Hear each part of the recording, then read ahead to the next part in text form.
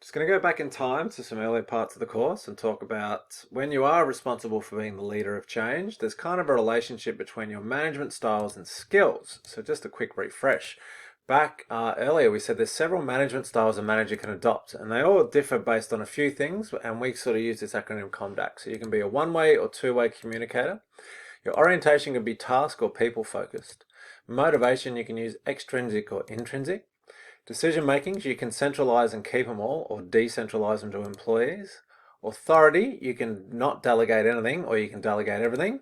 And lastly, control, you can maintain total control or you can give autonomy to your employees. And we said those five styles range across the spectrum from autocratic, persuasive, consultative, participative, and laissez-faire.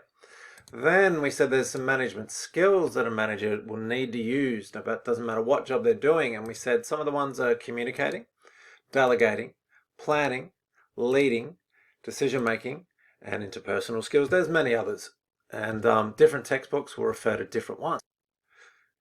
So we're just going to use these ones, but yeah, there's other ones like stress management, time management, and so on, but we'll just focus on these ones. So what we're saying with this topic is now, when you are a manager, how you implement change is going to be based on your styles and the skills that you use. So we'll try and simplify this as much as possible and say, look, an autocratic and a persuasive manager are basically going to do the same thing. A consultative and participative management style are basically going to do the same thing. And then we've got laissez-faire. And we'll just start here and say, how will they implement change? Well, autocratic persuasive, they will tell employees what to do. Here's what's changing. They might also sell it if they're persuasive. Here's what we're doing. Here's what you need to do. But here's the reason why. They will also be task focused. Basically for them, change is going to be a set list of things that need to get done. And that's all they care about. Are these things getting done? And lastly, the manager will make all the decisions about the change, what change is required and when.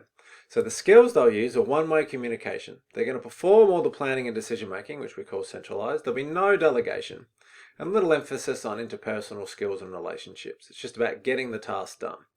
A consultative or participative manager in the middle here, they're going to share the change with employees. So they're going to actually get their assistants and help them, the manager and employees together are going to determine what changes are needed.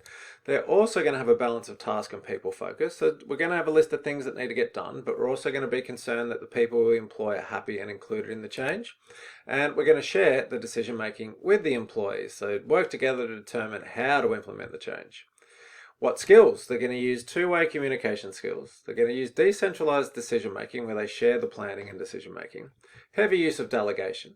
I'm not going to delegate everything, but a lot of things. And there is going to be a focus on interpersonal skills. Laissez-faire manager is basically, you're going to be hands-off. You're a coach. The coach doesn't run out onto the field with the players. They let the players play. All right, they coach them during the week, but here with change, we're going to say the manager will allow the employees to determine what changes are needed. They can figure it out themselves. And that's because they're people focused. They think the employees are the ones that are best placed to determine what changes need to happen. And lastly, they therefore give all decision-making responsibility to the employees because they trust their ability and they think they'll actually make the best decisions. So the skills needed there are two-way communication, going to decentralize all the decision-making and planning to employees. So therefore, we're going to use total delegation, and there's going to be a really heavy focus on the interpersonal skills to make sure there's a positive relationship between the manager and their employees.